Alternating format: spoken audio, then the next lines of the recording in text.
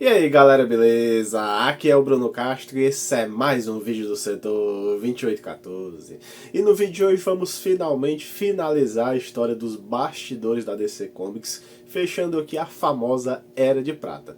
Sempre lembrando, assista a playlist acima que falamos de todos os anos anteriores da DC. Então vamos continuar aqui do ano de 65, que esse ano foi marcado pela confirmação da teoria do Big Bang, né, por astronautas americanos, e a DC não perdeu tempo para colocar esse fato nos quadrinhos. Até em Lanterna Verde número 40, eles criaram a clássica história do Crono, né, que queria assistir o começo de todo o universo e tudo mais, que era um experimento proibido.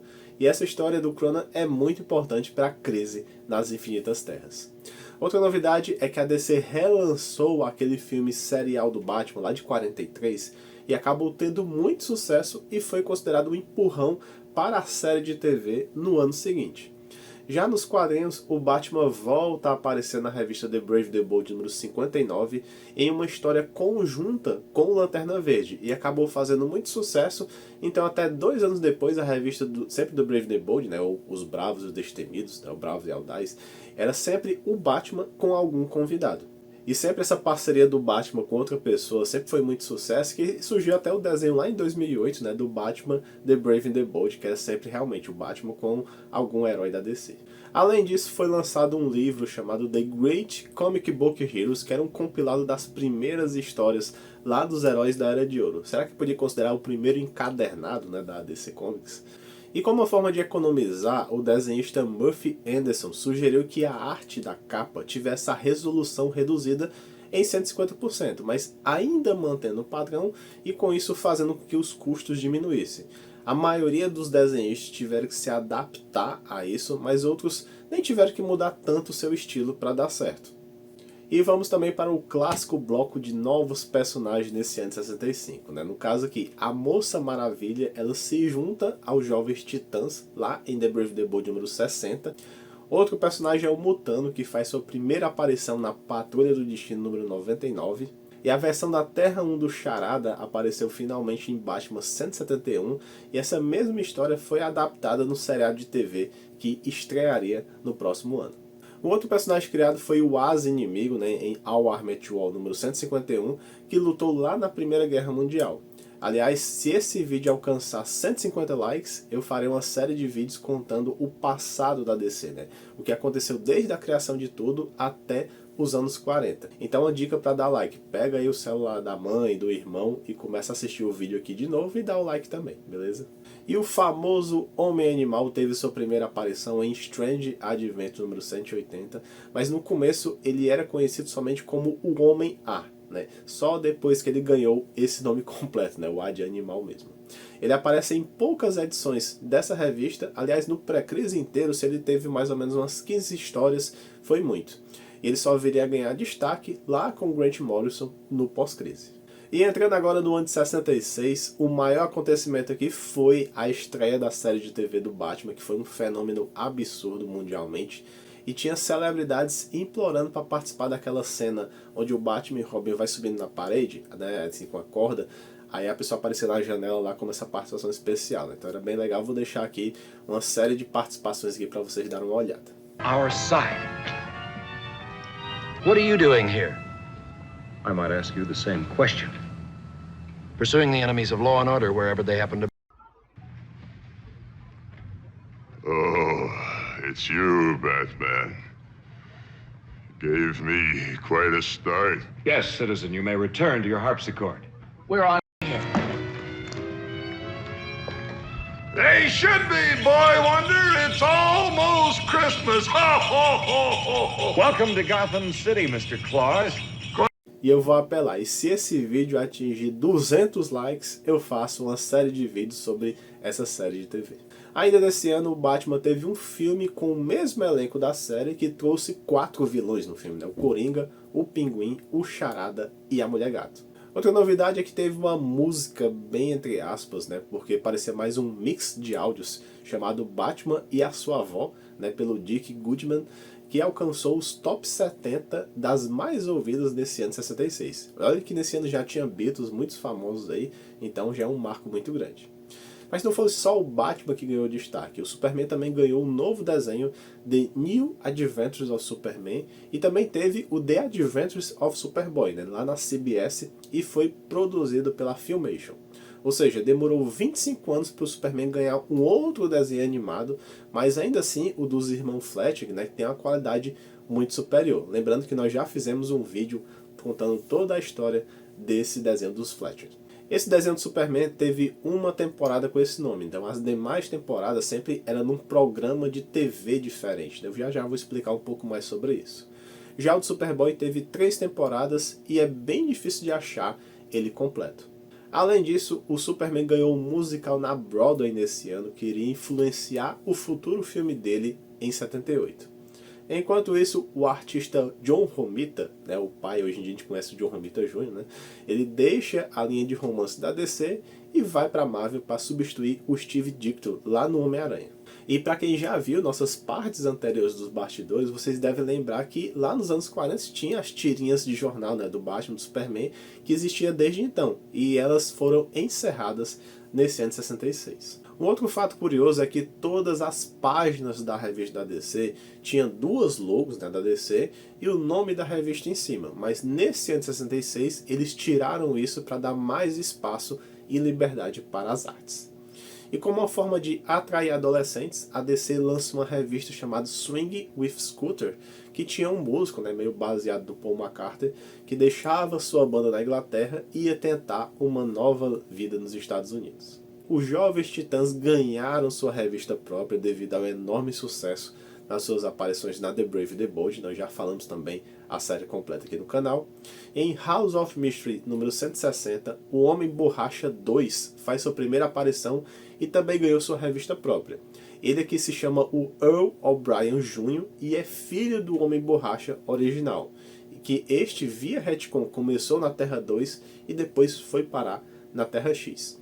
Não se sabe bem em qual terra se passa essas aventuras do Homem Borracha. Alguns falam que na Terra 1, apesar de até de 5 anos depois surgiu um outro Homem Borracha que não tinha nada a ver com esse, e depois tinha até aventuras com o Batman. Aliás, o Homem Borracha também é um personagem bem obscuro que vale a pena também pesquisar depois e fazer um vídeo sobre ele. E foi nesse ano que o Jim Shooter entra na DC, nós também já falamos sobre ele aqui. Ele cria vários legionários bem populares, né? E um deles tem um fim trágico, que é justamente o Ferroled, que é o segundo membro da Legião a morrer, dessa vez sem ressurreição. Um outro membro da Sociedade da Justiça volta a aparecer, agora bem mais poderoso que antes, que foi o Espectro da Terra 2, que apareceu lá em Showcase número 60. O Espectro, na verdade, nunca foi muito popular nos anos 40. Ele teve somente 5 anos de publicações lá na Era de Ouro. O outro vilão criado foi o Major Desastre. Não é um vilão tão conhecido, né? Mas ele apareceu lá na revista Lanterna Verde em uma história conjunta com o Flash. Falando em vilões, um outro criado foi o Parasita, né? Que é o vilão do Superman e apareceu na Action Comics número 340. E ainda sobre vilões para o Batman, esse ano até que foi bem cheio. A mais famosa que seria a Era Venenosa, que apareceu em Batman número 181, e nessa origem ela queria ser a vilã mais perigosa do mundo. Também teve aqui o Mestre das Pistas, né, que é muito semelhante ao Charada, que veio no ano anterior. E por fim, esse eu nem conhecia direito, que na Detective Comics número 358 foi criado um vilão chamado o Encantador. Não sei nem se ele existe hoje em dia. Enquanto isso, na Charlton Comics, vemos aqui a primeira aparição do segundo Besouro Azul, né, o Ted Kord, lá na revista do Capitão Átomo. Ainda nesse mesmo universo foi criado o Pacificador na revista do Fighting Five. Em Flash número 165, o Barry e a Iris se casam, mas não é um negócio que foi tão fácil assim, porque o Flash Reverso tinha prendido o Barry no século 25 e assumiu o corpo dele para se casar com a Iris. O Barry consegue impedir isso e depois acontece o casamento.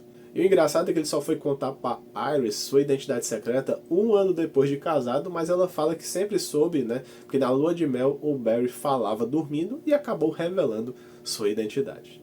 E também nesse ano surgiram as histórias do Disque H para Herói, né? Que é um amuleto mágico parecido com aqueles discadores de telefone antigo, que quando você discava a palavra Hero, né, dá poderes diferentes a uma pessoa por um breve período de tempo. Esse é um outro também que merecia um vídeo próprio para falar sobre isso. E um grupo de heróis não convencionais foi formado desse ano, que foi o Quinteto Inferior, né, que é mais ou menos uma sátira de alguns heróis. Foi esse grupo que o Homem-Animal encontra lá no Limbo, na fase do Morrison, e até, falando sobre o Quinteto Inferior ainda, no ano seguinte eles vão visitar a sede da DC, né, na Terra Prime, mesmo sem falar nesse conceito do multiverso. Isso é um pouquinho fora da DC. Quem estreou nesse ano foi a série original do Star Trek. Ela teve 3 temporadas e foi cancelada porque estava tendo baixa avaliações e os executivos achavam que era uma série muito cabeça, né? Depois até a NBC erradamente mudou o dia da série, baixou também o orçamento e assim foi um dos maiores tiros do pé da emissora. Já o ano de 67 ficou marcado pela tentativa de mudança da DC em atrair um público um pouco mais velho, né, com assuntos mais modernos, até com temas musicais também. Até lançaram a revista chamada Teen Beat, né, depois até descobriram que já tinha uma revista com esse mesmo nome, tentaram mudar depois. Mas foram mudanças sutis, né, eles não queriam jogar os problemas do dia a dia nas histórias. Mas até essa mudança era inevitável porque as concorrentes já faziam isso, principalmente a Marvel. E para isso a DC contratou alguns nomes, como o Joe Kubert, o Joe Orlando, o Dick Giordano e a vinda do Neil Adams, que futuramente vai ser muito importante na DC, principalmente pelas histórias do Batman. Mas também houve saídas, né, como a aposentadoria do Bill Finger na World's Finest número 165, e 2 edições depois deu lugar ao Cary Bates, né, que ficou à frente das histórias do Superman e do Batman. Já o Carmine Infantino, por todo o serviço prestado, foi promovido para diretor editorial da DC assim que terminou seu arco no Flash 174. E vocês já viram o vídeo que eu fiz sobre todas as corridas do Superman e do Flash? As 2 primeiras corridas aconteceram nesse ano de 67, em Superman número 199 e Flash 175. Um outro fato é que nesse ano teve um curta de 5 minutos chamado Quem Tem Medo, da Diana Prince, estrelado pela Linda Harrison, e apesar de ter sido feito nesse ano, nunca foi ao ar até 75, dando o pontapé inicial para a série da Mulher Maravilha. E falando um pouquinho sobre os desenhos animados, foi criado um do Aquaman lá na CBS, e esse desenho queima mais o filme do Aquaman do que lá no Super Amigos. A sorte é que eu acho que poucos conhecem aqui, mas o destaque fica para as cenas do Aquaman e Aqualad montando os cavalos marinhos. É bem ridículo. Esse desenho do Aquaman fazia parte de um programa, né, de 1 hora, que eles botavam conjuntamente até a 2ª temporada do desenho do Superman, e também acabou recebendo o título Superman/Aquaman, A Hora da Aventura. E como parte desse show, foram criadas uma série de curtas de 7 minutos. Tem aqui o curta do Lanterna Verde, né? Tem até um destaque aqui para os Guardiões do Universo, que não eram azuis, e sim brancos, parecia aqueles velhinhos mesmo assim. E aqui também o Lanterna Verde tinha um amigo azul, e algumas cenas também não pega tão bem não, né? Olha essa nave como é bem mal desenhada aqui, ó. Um outro curta é do Gavião Negro, né, que tinha um gavião realmente de estimação, não tinha mulher gavião nesse desenho. Ele tinha uma garra também aqui, e as asas batiam como um pássaro. E um que nunca mais ganhou destaque foi o Átomo, né, que nesse curta aqui dele, eu acho que é até um dos menos ridículos, né, mas ele também é bem desinteressante. O próximo aqui seria o curta do Flash, que trazia aqui o Kid Flash, né, com um uniforme bem parecido, né, com o dos quadrinhos, só que todo vermelho, e também o Kid Flash também tinha cabelos pretos. Depois tinha o curta dos Jovens Titãs, com o inadmissível desfalque do Robin. Aparentemente os personagens relacionados ao Batman não foram adquiridos pela Filmation. E aqui o grupo era formado pela Moça Maravilha, Kid Flash da Shopee aqui, né, o Ricardito e o Aqualad. E por fim, tinha o curto da Liga da Justiça também bem desfalcado, porque só tinha personagens relacionados aos curtos anteriores. Ou seja, não tinha Batman, não tinha Caçador de Marte, e mesmo assim não tinha nem Mulher Maravilha e nem Arqueiro Verde, apesar dos ajudantes deles estarem lá nos Jovens Titãs, né? Não faz muito sentido também não. Voltando agora aos quadrinhos, né, falando um pouquinho sobre os Falcões Negros, eles tiveram uma grande mudança nesse ano, cada um deles recebendo uma identidade de herói. Né? Mas eu acho que essa mudança não agradou muito tempo, porque no ano seguinte a revista acabaria, né, criando na verdade um hiato muito grande, retornando somente no ano de 76. Outro detalhe também é que o Besouro Azul ganha revista própria, e nessa primeira edição surge o Vic Sage, né, como Questão. Aliás, essa revista do Besouro Azul só teve 5 edições e foi cancelada. Um outro personagem criado foi o Desafiador, que surge na Strange Adventures número 205. Nunca sei se ele é um personagem querido ou não, deixa até aqui nos comentários se você gosta dele, né? Mas pelo menos ele teve uma quantidade razoável de aparições no pré-crise. Já a Batgirl Bárbara Gordon, né, filha do comissário Gordon, foi criada na Detective Comics número 359 em janeiro de 1967 e apareceu na série de TV em setembro no mesmo ano. Foi até uma adaptação muito rápida. Mas antes disso teve até uma cena piloto de 7 minutos apresentando a personagem, mas que nunca foi ao ar, é mais um extra mesmo. Também surge aqui a Tula, né, também conhecida como a Aquagirl, que vira um interesse amoroso do Aqualad. E um outro criado também foi o Fera Buana, né, na Showcase número 66, mas só teve 2 aparições e depois só apareceria ali na Crise das Infinitas Terras. Já o Spectro ganha sua revista própria em dezembro desse ano e teve somente 10 edições. E também quem ganhou revista própria, mas somente com 5 edições, foi o Pacificador. E não foi só heróis que foram criados nesse ano, né? Os 5 Fatais, os clássicos inimigos da Legião, surgiram aqui também nesse ano. E uma das histórias clássicas do Aquaman acontece no número 35, que é a primeira aparição do Arraia Negra, né, que ele sequestra o Arthur Curry Jr., o filho do Aquaman, que futuramente se tornará o Aquababy, né? Lembrando que nós já falamos de tudo do Aquaman pré-crise, só buscar por aqui no canal. Já no ano de 68 foi um ano que trouxe muitos movimentos sociais, muito por conta dos assassinatos do Martin Luther King e também do presidente Kennedy, né? E a DC teve que mudar o tom das histórias, né? Porque o pessoal não estava mais se identificando com os heróis tradicionais e seu mundo muito bom para ser verdade. E uma dessas mudanças foi que na revista da Lois Lane ela se cansou e parou de correr atrás de casar com o Superman. Outra mudança foi que a Mulher Maravilha ela perde seus poderes, ela passou alguns anos sem, e começa a lutar contra o crime de outras formas. Outro detalhe é que o Neil Adams ele desenha sua primeira história do Batman, né, na World's Finest número 175, mostrando os esquadrões de vingança do Superman e do Batman. E falando no Homem-Morcego, o último episódio da sua série foi ao ar no dia 14 de março, por conta do declínio geral, né, dos super-heróis que estava tendo nesse ano. Já a National Periodical Publications é comprada pela Kind National Service, que mais tarde se tornaria a Warner Communication. E tá vendo, né? Foi nesse ano de 68 que começou esse cabaré que nós vemos hoje em dia das decisões erradas que a Warner toma nos filmes da DC. Né? Outro fato é que a Patrulha do Destino decide se sacrificar em sua revista número 121, né, para salvar a vida de habitantes de uma pequena cidade. Foi uma decisão bem diferente e inovadora, e um dia vamos falar aqui nesse vídeo completo da Patrulha. Né? A última revista focada em animais animados, que existia desde a Era de Ouro, chamada Raposa e Sua Turma, foi cancelada aqui na edição número 108. E a Terra Primordial, ou Terra Prime, surgiu oficialmente em Flash número 179, quando o Flash Barry Allen vai encontrar o editor, né, o Julius Schwartz, na DC. Nós já falamos tudo sobre esse encontro no vídeo aqui acima.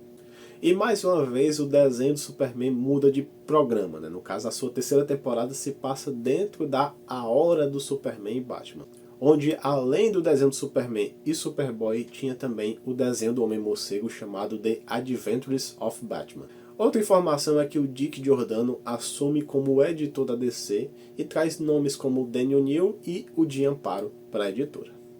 E de personagens criados temos nesse ano o seguinte: tivemos aqui a estreia do Guy Gardner, e explica até que o Hal Jordan só foi selecionado como o Anel do Lanterna Verde porque ele estava mais próximo da queda da nave do Abin-Sur. E aqui mostra o que aconteceria se o Guy Gardner fosse selecionado como Lanterna Verde naquele momento.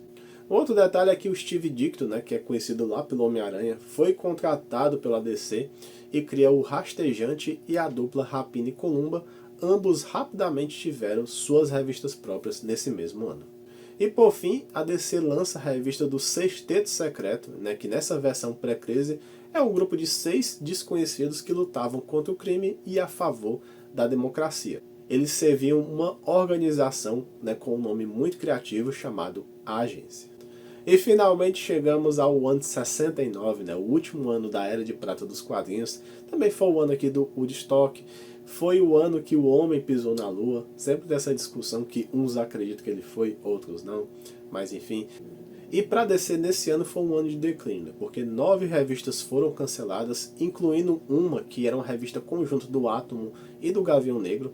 Aliás, a última história dessa revista é uma aventura conjunta dos dois, né? Que dá a dica que você pensa, agora faz sentido sobre tudo que aconteceu lá na saga Crise de Identidade. Eu não vou falar aqui o que é, né, porque para não dar spoiler para quem não leu essa saga, né, mas depois, se tiver curiosidade, lê essa história lá. Outro detalhe é que a Mulher Maravilha, por conta da sua falta de poderes, pede para sair da Liga da Justiça, daí ela é substituída pela Canário Negro da Terra 2, né, que tinha ido morar na Terra 1, e pouco tempo depois é a vez do Caçador de Marte também sair da Liga, né? Nós também já contamos todas essas histórias que eu falei aqui no canal. Depois, em The Brave and the Bold número 85, o Neal Adams ele dá um novo visual e uma nova personalidade para o Arqueiro Verde. Até então ele não tinha personalidade, é um personagem qualquer mesmo, tornando um ativista que conhecemos até hoje. Na verdade ele é aquele cara chato, mas que tem razão no final das contas, né? Principalmente nessa fase do pré-crise. Depois, o Dick Grayson ele vai para a faculdade, o Bruce fecha a mansão Wayne, né, a Batcaverna, e aí vai começar uma nova fase para ele. Já que fora dos quadrinhos, surge um programa de TV chamado Rua Sésamo, com desenhos educativos e tinha até umas participações também do Superman e do Batman. E como prometi para vocês, sempre eu vou falar aqui do aumento de preços, né? Foi nesse ano que as revistas saíram de 12 para 15 centavos. Um outro detalhe aqui é que nesse ano o Superman acabou se envolvendo lá na Guerra do Vietnã, nos quadrinhos no caso, né? Ele sempre inseria os heróis nas guerras, né, para dar motivação e tudo mais. Mas a realidade da ficção foi diferente da vida real, né? E até também aqui foi criado um dos personagens mais enigmáticos da DC, que é o Vingador Fantasma, que também ganhou sua revista própria. E para quem leu ou assistiu a recente série do Sandman, vai lembrar do Caim e Abel, né, no caso. O Caim já tinha sido criado no ano anterior, mas nesse ano de 69 foi criado o Abel aqui. Um outro detalhe é que a Supergirl se torna a destaque da Adventure Comics a partir da 381, enquanto que a Legião dos Super-Heróis retornava para Action Comics. E para quem só conhece a fase do Marvel Wolfman nos Titãs somente dos anos 80, ele escreveu uma história aqui com o Len Vein nesse ano aqui, onde apareceu aquele personagem do Joshua. E para finalizar esse vídeo, foi nesse ano que acontece a clássica história da Liga da Justiça número 77, onde os Neperká trai a Liga da Justiça, o Coringa explode lá a Montanha da Justiça, que nós também já comentamos aqui no canal. Novamente, perceba que muito das coisas que eu estou falando aqui eu já comentei nos meus vídeos, né? Então estou tentando trazer o máximo de informação possível. Bom pessoal, só dar o último aviso aqui. Eu estou cancelando aquela campanha lá do Catarse, né? Eu vou deixar somente o Pix aqui na descrição, porque está dando mais certo somente com o Pix. Então, para quem quiser colaborar ainda, né, para a gente manter os custos anuais, né, do setor lá no site e tudo mais, então é muito bem-vindo, sabe que ajuda demais a gente também, beleza?